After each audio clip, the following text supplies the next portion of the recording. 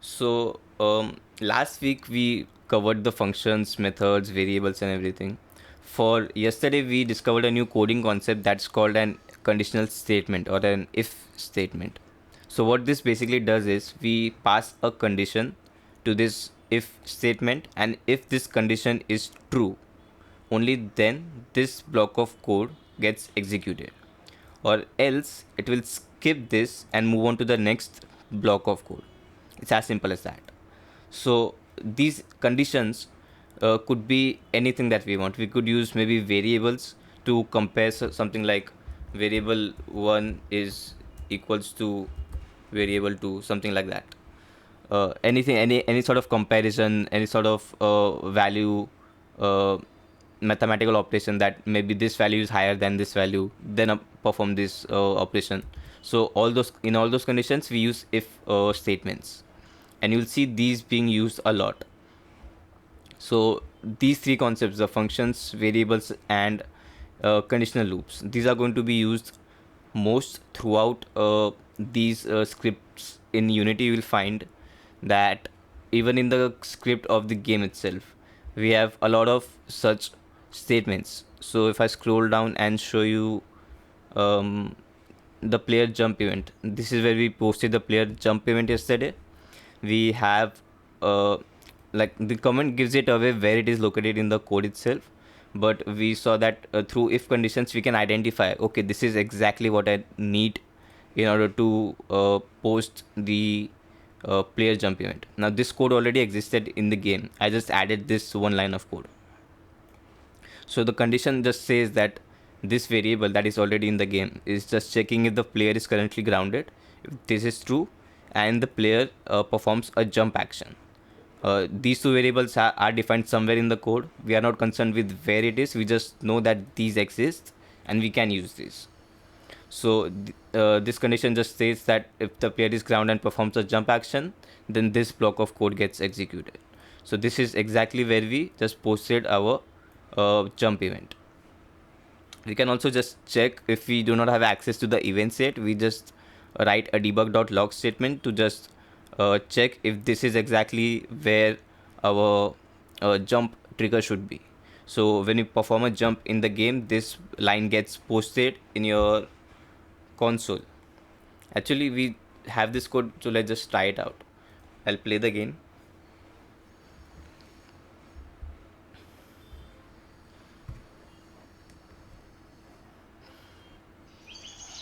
And I'll perform a jump action.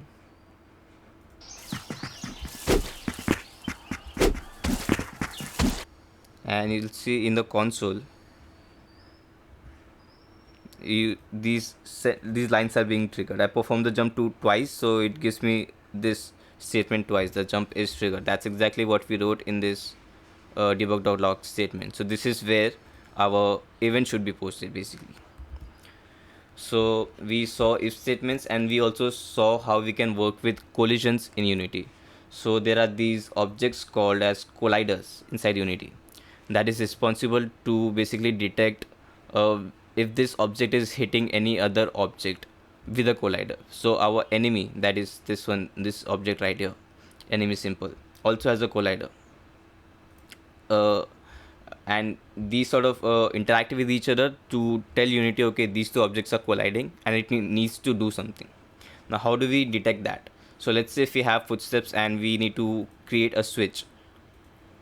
We posted the footsteps already through animation events. We are not going to change that, but what we need right now is just to switch the footsteps to some other types, say grass or something else that we have. We currently have gravel as default, but on this platform what I'm doing is I'm using a collider that is set to is trigger, and I'm using a small small code block to make the switch.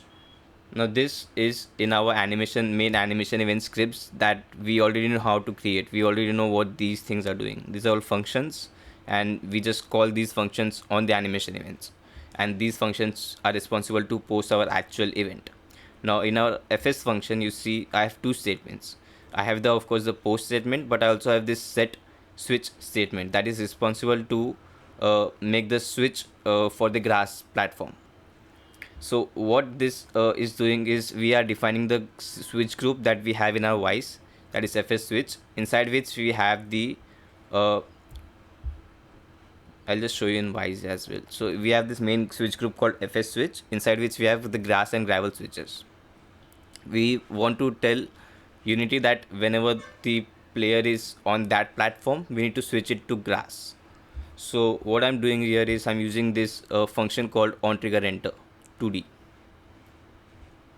So this function will detect all the colliders that are in this object. So this script is on the player uh, object, player game object.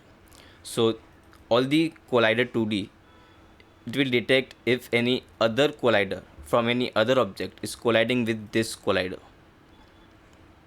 So this other, we are using an if statement to just compare it, compare the tag of the object, whatever the object's tag is. That we can define. I'll show you how to define tags as well. But we just use this other object to compare tags and post uh, and just do whatever the block of code is telling it to do. So in this case, I'm just giving it a value of grass to this variable of current surface, and we define this variable up here as a string variable. Now we are using that variable as the value for the actual switch that is going to be in our AK set switch statement. So this sort of small block of code sort of gives you an idea of how everything that we have learned so far works together. So this is a function that is being used, inside which we are using an if else statement, and inside which we are using a variable. So and it's okay if you don't get this code immediately, that's completely fine. What the purpose of this was to explain you sort of how to tackle code and how to find the sections of code that you need to work with in order to post your events. So that's about collision and if statements. That's what we did yesterday. Okay, now today we are going to look at RTPCs first, and then we can jump to interactive music as well. Now before we get into Unity, let me just quickly show you how things are set up in Wwise for RTPCs and ambience. So in my audio tab, we have this ambience tab, ambience actor mixer, inside which we have ambience blend container, inside which there are two audio files, which is ambience day and ambience night. Now what we want to do here is basically switch between the day and night ambience in like a very, you know, dynamic way. We don't want to just play a loop and stop it and play another loop. We sort of want them to blend into each other when we are in different places of the map. So we have a basic crossfade between the day and night, and we have made an RTPC called ambience RTPC. We are using this RTPC. We are using this RTPC to create the crossfade between these two. We have defined a minimum and maximum value that I will show you how you can find out from the game itself.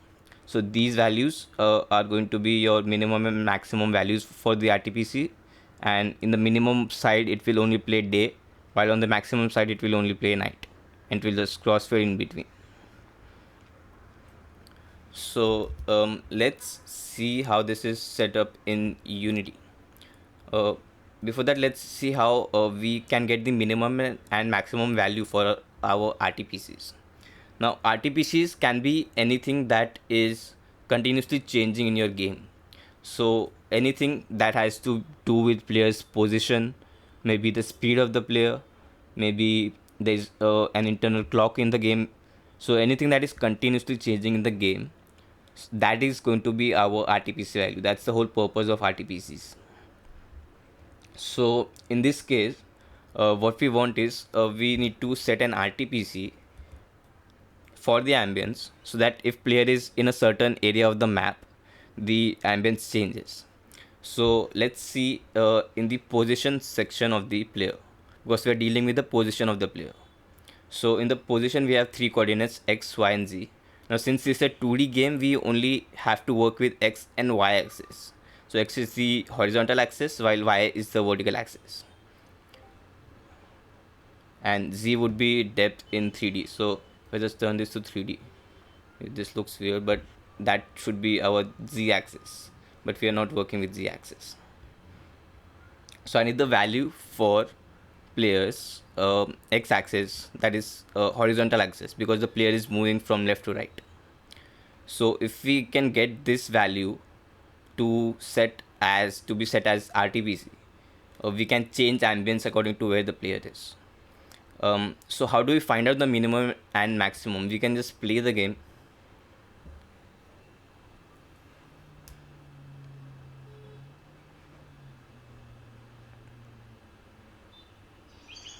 And move the player wherever the extreme endpoints of the map are. So I can just, these guys are annoying. So we are at the left extreme side of the map, and you can see our x-axis says -8.1 or -8.19, so it can be -8.2. And if I go to the right side of the map, you see the ambience also changed to the night ambience, and this is the extreme end where it says almost 30 at the x-axis. We are looking at this value. So how do we set this up? How do we tell why this value is supposed to be used as RTPC? But let's see in the code as well how we can set this value to RTPC. So as I said, RTPC is something that updates continuously. So we need to tell Unity that the value for this particular variable is going to be constantly updated. It needs to constantly check for this value. So we use something called as update method. We have talked about awake and update a lot in like previous sessions. So these are functions that Unity offers by default. Update is going to update the code inside it for every frame that the game runs on. So these values are going to be updated constantly. So what we are doing is we are just telling Unity we are creating a float variable. Float is any whole number with a decimal, and we are working with decimal values here. So we use float. Player position is just a variable I created, and we are telling it transform.position.x. This is just referring to this component called transform, inside which we need the value for position and x axis specifically. So we tell that transform.position.x, and this value will be stored inside this variable for player position, and we use that to just set the RTPC value as whatever the variable's value is. And we are just giving it which RTPC it has to update. So our RTPC is named ambience underscore RTPC. So it will constantly update the value. We can also check what the current value of this variable is. We can write a debug.log, and we can just say print, we can just say current RTPC value is, and you can just tell it to give the value of the variable. Now this should continues to keep updating us in the console about the current value of this RTPC.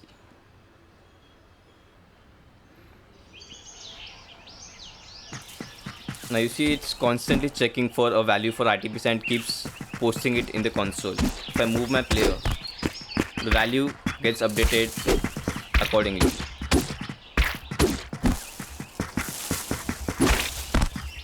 And I'm dead. Yeah. And it resets to 6.7. So perfect. That's exactly what we need. This is how you can basically find out a value for a particular parameter. Now the statement will be different for each thing. Like we don't just have to do like position. We can also use maybe the velocity of an object. So how fast my player is moving, that could be an RTPC value. or I can also check the height of the player. So from I can calculate like what is the value of y-axis and how much is the difference from the ground, and I can use that as a value to find out what my height is. That can be an RTPC value. So anything that is constantly updating, maybe distance between two things, maybe velocity, maybe position, those are all used for RTPC values, and we can use them in like multiple ways. So for this, I'm just creating a crossfade because we are using ambience. But say if you have something like a heartbeat, or like to define something for player's life is also a parameter that can be used for RTPC. So in our game object for player, we have this variable called life. Now this value is changing, is it's also constantly updated because it has to check what the damage for the player is. Whenever these enemies hit, this gets decreased. We can use that as a value to define like if our heartbeat is more uh, clear clearly audible, or if it's like low passed or something. So that's mostly it for RTPCs. If you guys have any uh, doubts, or if you want to see any RTPC in like action, if you want me to like show you how to implement something, please feel free to ask. We can do that now because we don't have a lot left to discuss about this topic, and we only have one other topic, that is interactive music. So if you guys want me to perform something, like if it can be done in this workshop, I'll be happy to show you how to do it. Yes. So like what exactly can we do? Like you guys have to give me suggestions because uh, I can ramble on about anything that I can do, but like if you guys give me suggestion, we can actually try it out together. So you will see how what my thought process is while I'm tackling a code, while I'm trying to solve a problem. Cool, cool. So let's do live parameter.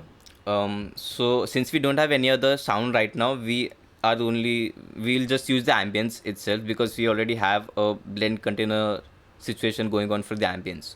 So what we can do is when the player's life get decreased, we can tell it, okay, change the RTPC to like the night ambience, right? So let's actually create a new event. So I'm going to duplicate this,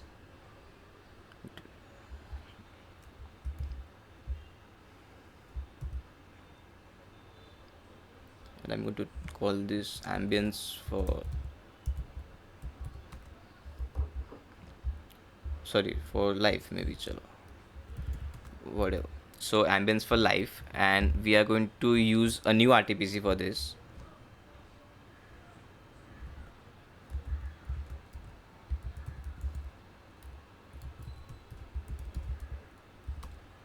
So it's the same as the or we can just write it life RTPC. I'm bad with names, but like just bear with me here.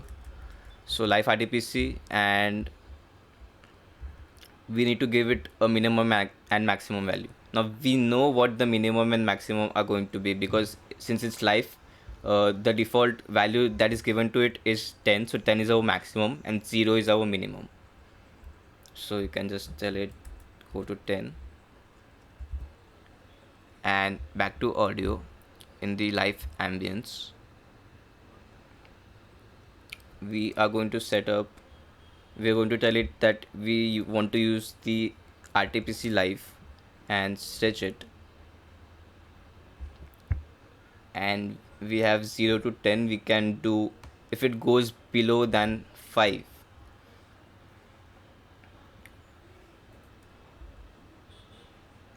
oops, oh, I actually want it to be other way around. I want the day ambience on the 10, and if it goes below 5, I want it to do a night ambience. So I'll go to contents and I'll just switch the order for these.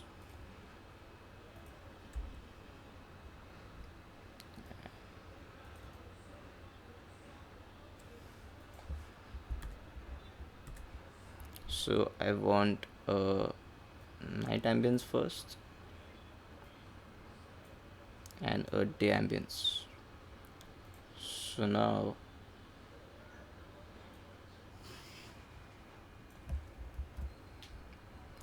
and to just sort of see this, I'm going to disable the current ambient sound.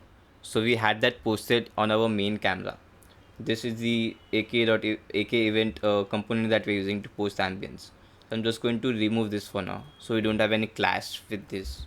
Let's try playing and see if we have ambience right now, because we still have to generate the sound bank.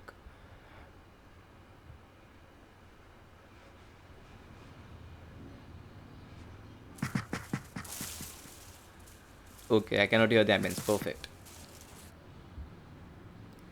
I'm going to stop this as well. I'm going to delete this line because we don't need to see the RTPC value in the console. So we have this. We can just test this out quickly in Wise. So if the value of this is below 5,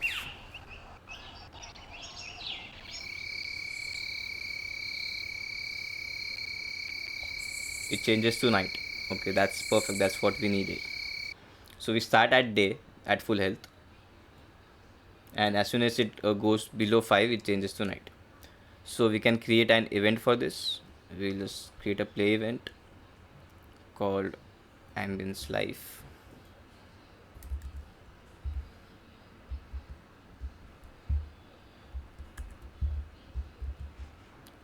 And I've already added this folder to soundbank, so we can just go ahead and generate our soundbank.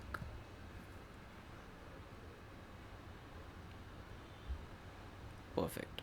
So we go back to Unity, and now we can post the event for this new event. So I'll do an AK event. Since it's just a 2D event and it's still just the ambience, I'm just going to use the same setup that I did for previous ambience, but this time it will be controlled by the player's health parameter. So let's do SFX events, and we have a new. Okay, we still don't have it here, so we'll do a refresh project and we can generate the sound banks again from inside Unity.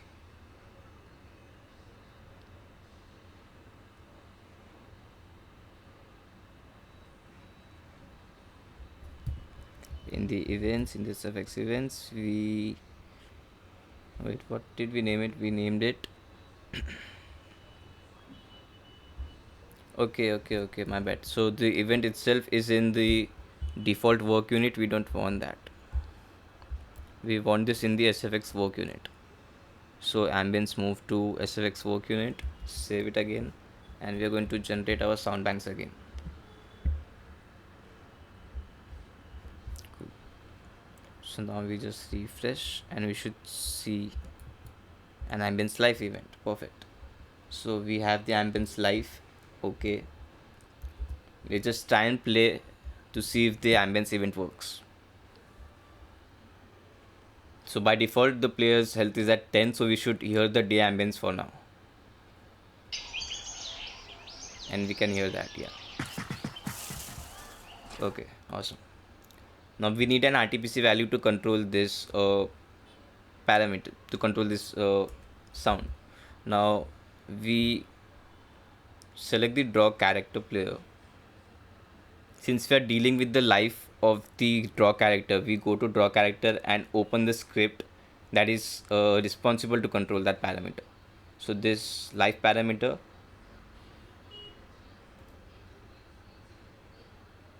is inside this character controller 2D script. So I've already opened the script here. So this is the script that we are working with. Now how do you find out where do you have to post this? Where will you get the value for this? We already know these are called variables, so we just look at the variables first. Since this is also a variable, everything that you can see in this inspector is also a variable. So we know there is already a variable created for life. We just have to use that value. So inside the, as soon as you open the script, start looking at the variables, and you can already find, you already see that this is a variable for life.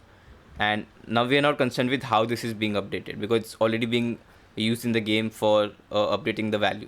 So in the update column right below where we posted the RTPC for position, we can just say I want to post the I want to set the RTPC value for the name of the RTPC that is here, which is called live underscore RTPC,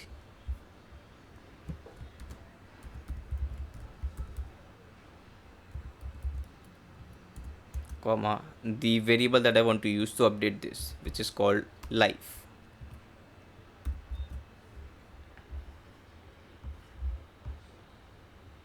Perfect. Now the way you write the variable also matters. Like capital L and small l will differ. These two are different variables for Unity. So we are using live, and we can you can also just put a debug.log to see the value for the live.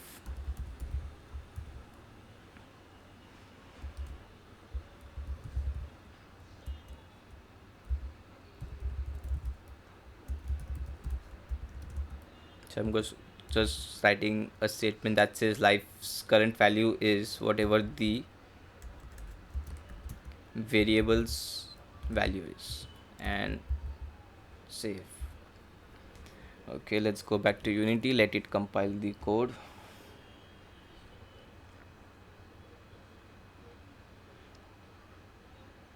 Now we're going to test if the player's life changes the ambience to night ambience when it goes below 5, because that's how we have set it up in Wise. We can see the value of life over here as well, and we can also just see it in the console. So I'm going to play, and we're going to take some damage from the enemies.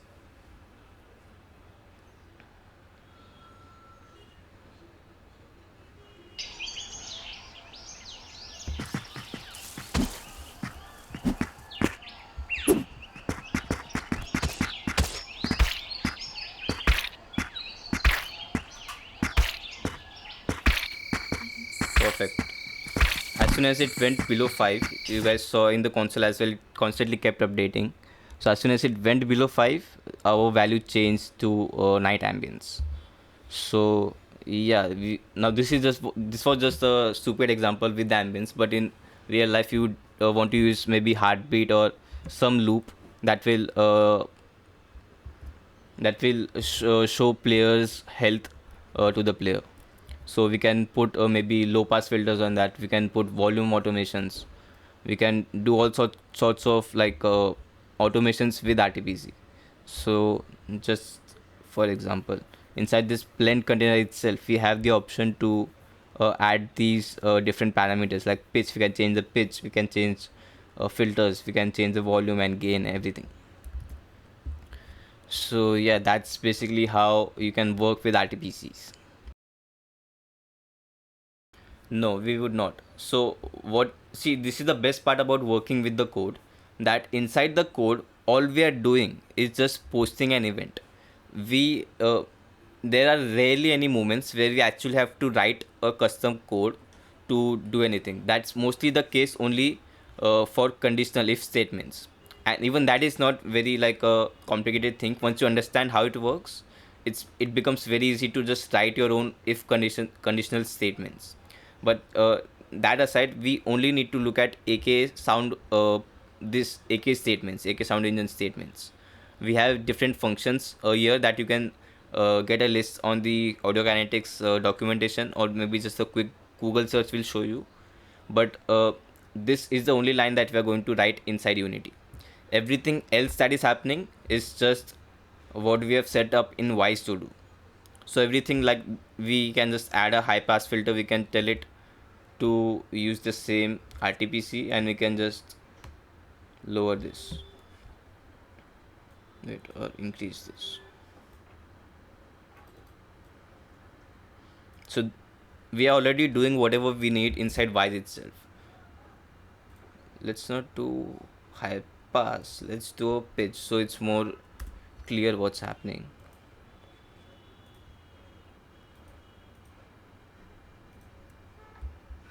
and I'm going to just increase the pitch as the player's life. Okay, this is the other way around. We want it to increase when the player's life decreases.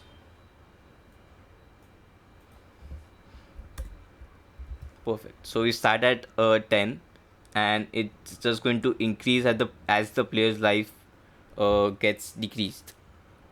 So let's generate the sound banks, and I already have the code. All I have to do now is just play the game. I've already called the event, so I can just start and see if this works.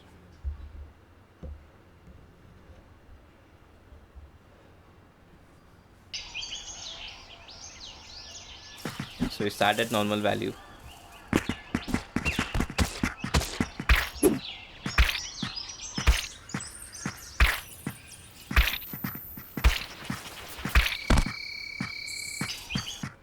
Okay, so we saw the pitch rising, and once it got 0 again, it just reset to the original value of the player. You mean this one? Yeah, so these are called AK components. These are just scripts that Audio Kinetic provides us with when we do the integration. So these are, you can just add a component and type in AK to get a list of all the AK components that are available to us. So AK event is just responsible to post an event to whatever function we set it on. So trigger on will just tell Unity, okay, we want to post whatever event is selected here to post it on a certain action.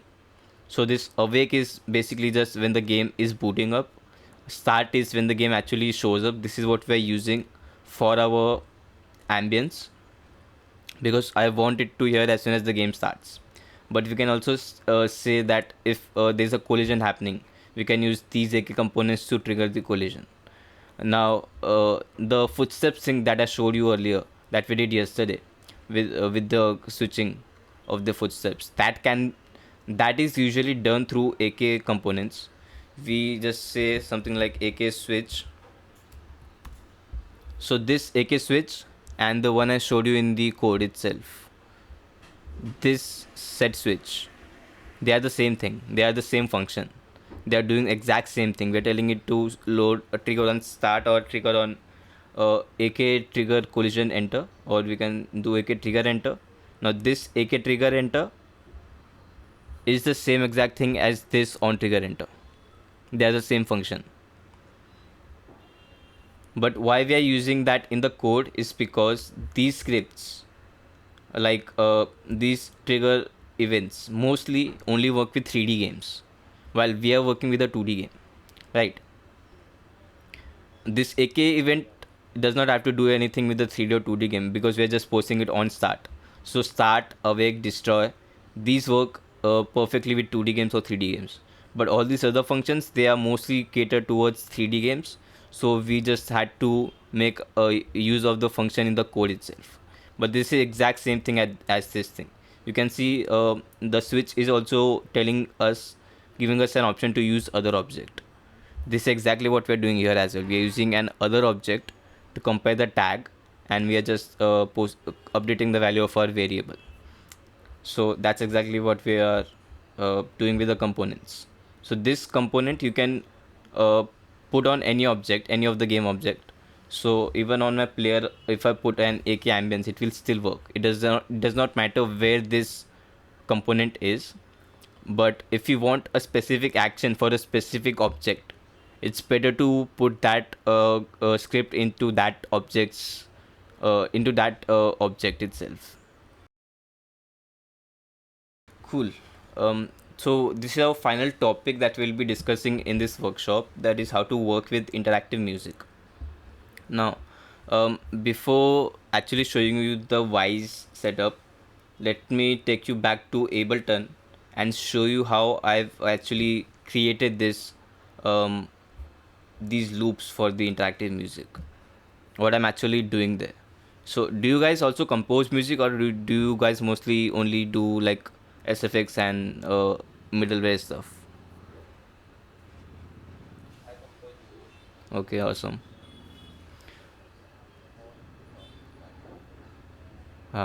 Okay, okay, makes sense.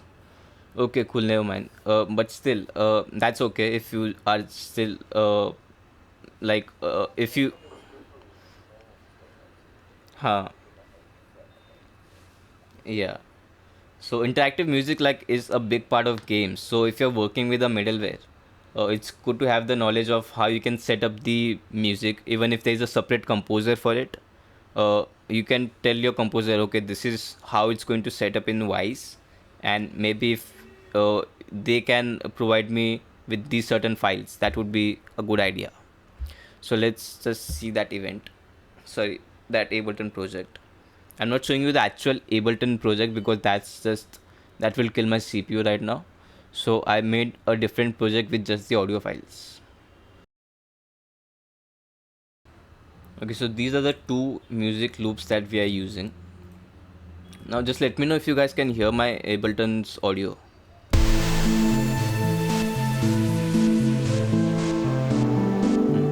Okay, awesome. So what we're going to do here is I'm just showing you how these are set up. So this high loop is basically a second version of this low loop. So let's look at the low loop actually. I'm going to play this.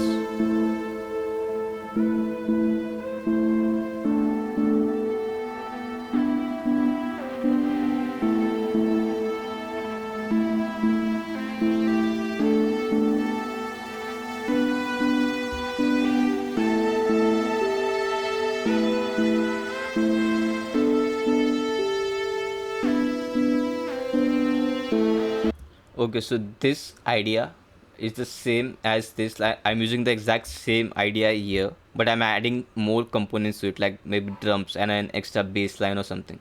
So let me play this as well.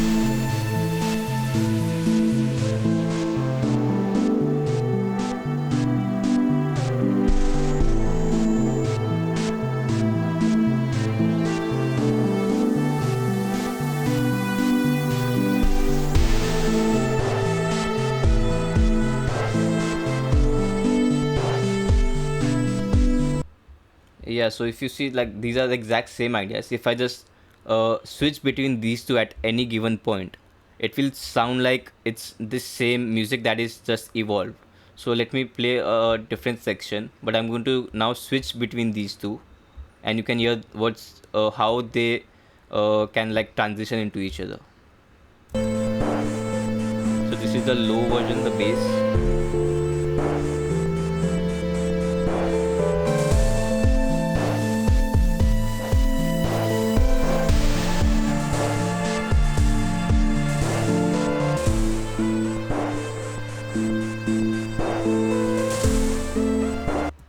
Right, so this is the kind of transition that we need like immediate transition that will sort of uh, give a sense of evolution in the music to the player, like okay, something intense is happening, so the music changes to a high loop, and if that goes away, like the music changes back to the low loop.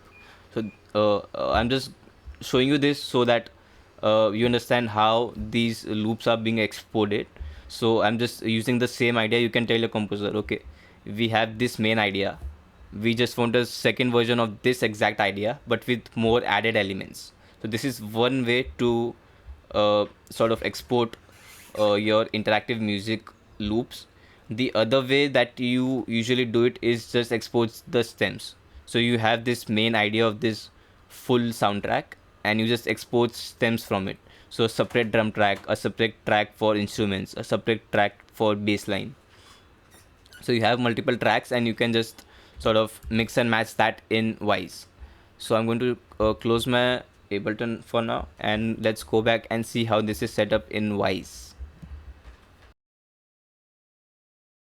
So the idea of this setup is exactly the same what we're trying to do in Ableton. Like we have both the music files. So we have both the music files playing continuously together, but we can only hear one of these. So they will that these two tracks are in sync playing together, but we can only hear one of these because of the switch container. Switch container only allows one of these to play. When we make the switch, it just moves to this and mutes this one. If we don't want to start our audio with this, what we can do is export a separate tail. So maybe we have an audio pickup from this point. Maybe just imagine this is a tail for this start of the audio. We can export this tail separately, and we can export this loop separately, but we have to make sure this looping region is looping properly, because if we don't fix this in our DAW, there is no real way to fix it in Wwise or anywhere else. So let's save that. Let's go back to Wwise. Now interactive music hierarchy is mostly going to work with only music files. So what the setup I have here is I made a playlist container for each segment. Now interactive music hierarchy works with music segments. This is called a music segment, inside which there is the actual music track. The file that we import is this. So this is equivalent to the lowest possible child object. So in like maybe SFX, we have this SFX object. Wait, what's that called again? The sound SFX object. That's the lowest hierarchy in the sound SFX. So in the music, we have this. We have this music track as the lowest hierarchy, and that is situated in this music segment, where we can edit our audio, and we can just, if we have like stems set up, so we can add multiple audio here, and we can choose where the sections of these stems go. So like maybe the drums start only in this part and the bass starts in other half. So this segment is inside a playlist container. Now this playlist container is mostly because in case, or not in case, most of the times we often work with versions of the loops. So for now, we right here I only have one music loop for high, but in like a real project you would have at least 2 to 3 versions of just this high loop. And this playlist container allows us to tell tell Wwise how to shuffle between them. If I want these to be played one by one, I can do a sequence container. Maybe I can do random continuous to randomly choose one of the 3 versions and play that, and I can set it to loop infinitely. So both of these have their own playlist container, the low and the high, while both of these playlist containers itself are situated inside a switch container. So this music switch is responsible to make the switch between the low and the high playlist containers. I'll show you this as well. I've created a switch in the game syncs for music separately, which is called this music switch, inside which I have two switches, high and low. Now I've also created a state for this. FS states, okay, it's for footsteps, but just like a side note, that switches and states can be used interchangeably. Like if for some reason I don't know how to use a switch, I can also use the states and do the exact same thing that a switch is doing. But states are usually reserved for like global events. So like if the gameplay is entering a new area or a new state, that's when we use a state. But that was just a side note that I wanted to mention. Now for the music switch, I just drag and drop each and every playlist container to whatever switch I want it on. So I want the high on the high and the low on the low switch, so it automatically gives me this setup. And once we set this, we need to tell Wwise how we are transitioning between them. So if you see on my switch, we have this transition panel specifically that we can add more rules here. Like if I want, I can add it from any, or I can browse and choose which container to make this transition on. From this container to, I can choose where what the second container is to make the transition, and I can set different rules for like sort of if I have multiple files, I can set up different rules for different files. But for this case, we are only using this default any to any destination, any source to any destination. So even if we are switching back from low to high or high to low, it will still use this transition.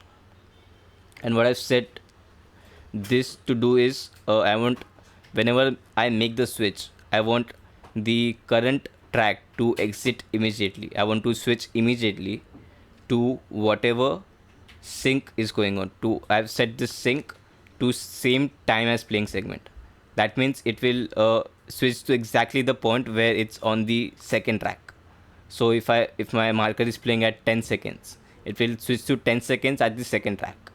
While if I set it to entry queue, what it will do is as soon as I switch the track, it will start the second track from the beginning instead of playing it exactly where the marker is.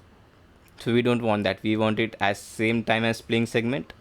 And if you see the edits for the fade outs, so this is a fade out from our source to our destination, while this is a fade in for our destination track. So this is what I meant when I said we are extending the audio for transition, because Wwise needs some audio to make the transition. It will, if there is no extra audio at the end, it will just cut off that audio if by chance the marker is towards the end, so it won't play anything here. It needs something to make that transition, and this is a very short transition of like only 1 second. So this is how transitions are set up, and let's test this system in Wwise itself first. Let's go to switches, and we have it at low, so this will play at low, and we're going to switch and see how it sounds.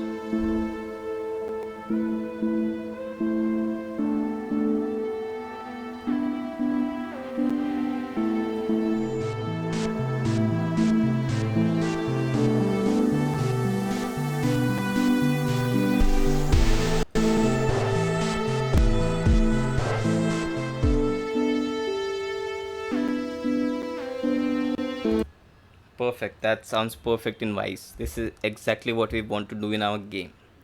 So let's go back to our Unity project and see how we can post this, how we can do this functionality.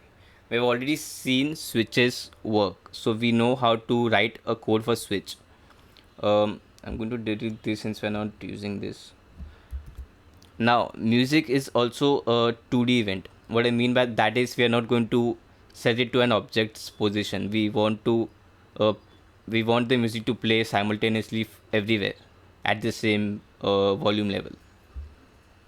So I'm going to add an AK event on our main camera object.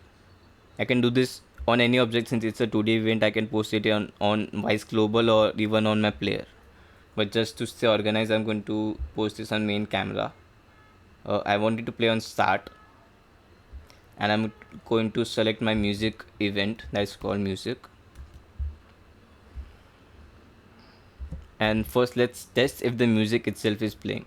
Now okay, in our Wwise we did not give it a default value. Like there's only high value, there's a low value, there's no default value yet. So I have not set any default value here either. So if I just play now, I won't hear any music. Let's try it.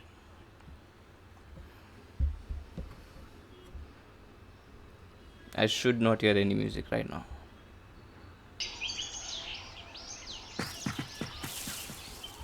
Yeah, which is exactly the case. Even though I posted the event here, I cannot still hear it because I did not give a value to the switch of the music. Now, why did the event play even though we did not give it a RTPC value? That's because this is not concerned with any.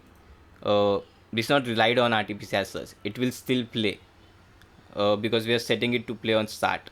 But RTPCs or even footsteps, we gave it a default value in Wwise to play the gravel footsteps, even if we don't define which type of footsteps it has to play. But in this case, we did not have any default value to give it, so it won't play now. What we can do is below this we can just add AK switch,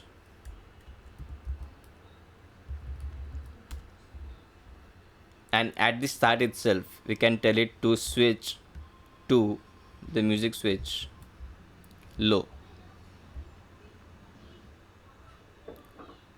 So again, this is only going to do it at start only once. This is not going to update it continuously. It will just post this this switch at the start of the game. Now we should be able to hear some music. Let's try it.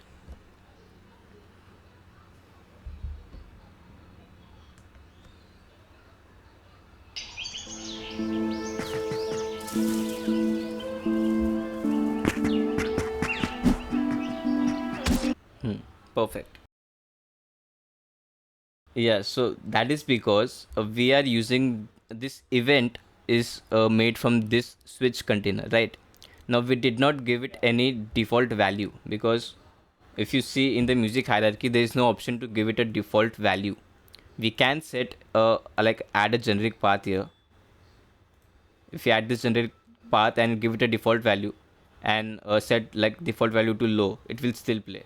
But for music, from my own personal experience, what I found is if we leave this empty, we can know what the switch of the game is doing. So like if I leave this empty for now and I want to control the switch from within the game, because interactive music is entirely dependent on the games and games cues to make the switch, right? So if I miss a switch somewhere, I won't know why my music isn't changing because it resets to just default whatever value we are giving. So in case if a switch doesn't work in the game, the music will stop there and we will know, okay, this is the problem, this is exactly why we are facing this, and this is how we can solve it.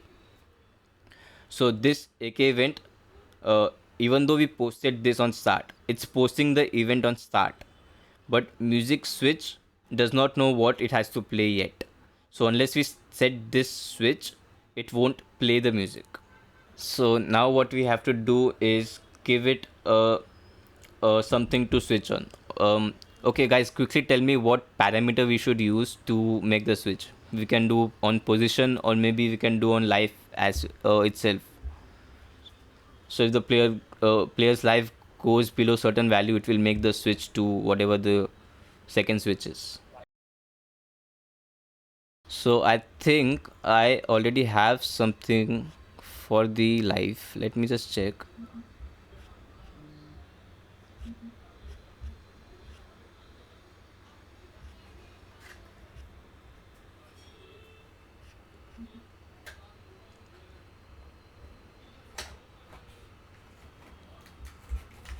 Hmm. Okay. I don't think it's here.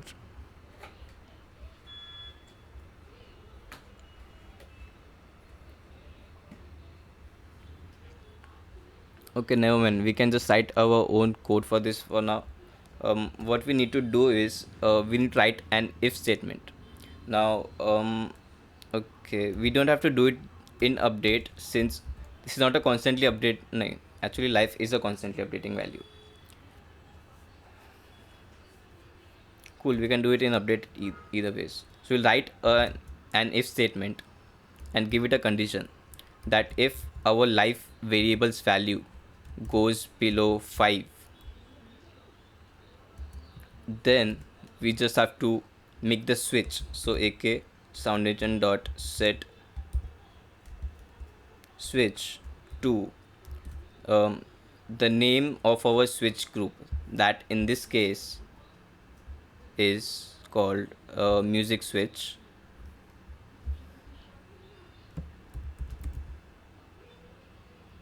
Music switch. And if our life's value is below than 5, we want to set it to high, and we need to post this on our game object. So just making sure we have the names right. Okay, perfect. Now this should make the switch. So if our player's life goes below 5, it will make the switch to the high loop, and we are starting with the low loop. Let's see if this works in Unity. and let's take some damage from the enemies.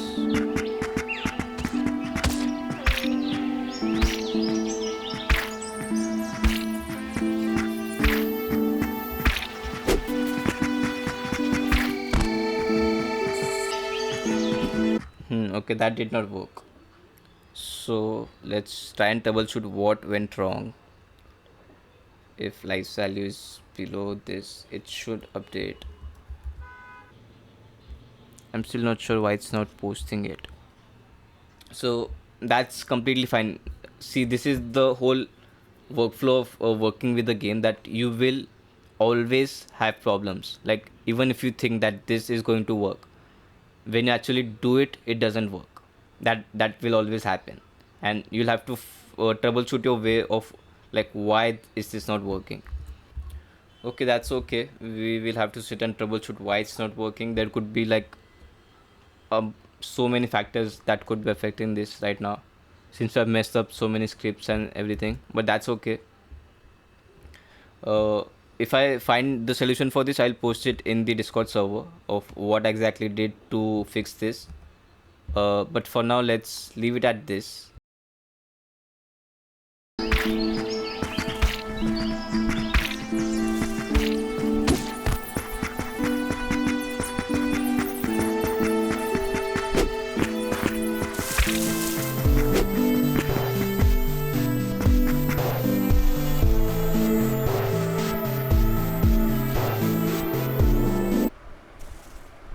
And yeah, that's pretty much it for the interactive music itself. Okay, that's a good question. So I'll have to show you the Ableton project for that, but I don't think we can do that right now. But basically what I did was, so in Ableton we have this feature called freeze, like we can freeze tracks. So imagine I have some MIDI going on for this section, and if I freeze that track, I'll get a tail for that, like maybe a reverb tail, or could be any kind of tail from a plugin, or just the audio itself. So I want my loop to end at this point, but since I have that tail and I froze it in audio, I can use that audio and just stick it at the start of the track, of the loop. So yeah, and we have to make like minute adjustments for the fades so we don't hear clicks, but then you can just fine tune from there. And once you can just test by setting the loop marker between these, and if it loops, if that section of audio loops. Don't work with MIDI if you are working with loops. You will always want to freeze the track with all its effects. Don't have any extra reverb, any delays, or anything that will create a tail in the audio. We just want plain audio, no effects, no nothing. So these loops are mostly done when I'm done composing from like done composing the project, and then when I have to export it, I make the freeze tracks, or maybe I'll export the stems in a separate project, and I'll cut the ends of the tails and stick it at the start so that it loops perfectly. And this is not applicable to just Ableton. You can basically do this in any DAW. So that's how you set up the loops, perfect loops for anything. You can use the same logic for even SFX. If you have like a long SFX and you want a certain region to loop, you can set the loop marker, and where the loop marker ends, that extra section of the audio, you can stick it at the start of the loop. Yeah, so that's what we're doing with the transitions here now. So we have set up in the music switch, we have set up an any to any transition, and what this transition is doing is it will tell when to make the transition, and we can edit this crossfade. This is the crossfade that we are using for this. So this is the fade out for the current playing track, and this would be the fade in for the next track that is supposed to play. And if you just compare it side by side, this will make a proper crossfade. So in this tab, you can just go to resources, and Prashant has posted a link to this tab, and you can find the files. Inside this project files, we have a GitHub repo. Let me show you what's in the repo as well. We talked about this in the first session already, but let's just go over this again for people who are watching it for the first time. So inside this GitHub repo, what you will find is a Wise project and a link to the Unity project. Because this we are not sure if this project is open source, but it's a free asset on the Unity asset store. So this GitHub repo is going to give you the Wise project, this exact Wise project that we are working with, and you can just download a zip file for this. While in the README file, you will find there is a link to the Unity assets store for Unity project. Let's see that as well. So on the assets store, all you have to do is sign into a Unity account and just add this asset to your assets. And the steps how to open it in your Unity editor is given in the README file of the repo. So this project is what we're working with. It's a free project, but we don't know if it's an open source, so we generally did not include that in the GitHub repo. We just gave a link to the assets store itself. So all the credits go to the developer. But yeah, how to install this project and every instruction is given here. In the first lecture, I also showed you how you can import the project itself. So you can refer to that. Yeah. So that brings us to the end, I think. We are planning an audio jam this month. We still haven't worked out the details, but it entirely depends on participation of people. So like if you guys want, if you actually want to like work with this project and maybe form teams, and we can have some sort of an competition or event, we can organize that. But you guys will have to tell us that if you actually want to do it, or else it won't really, like all that effort will go to waste.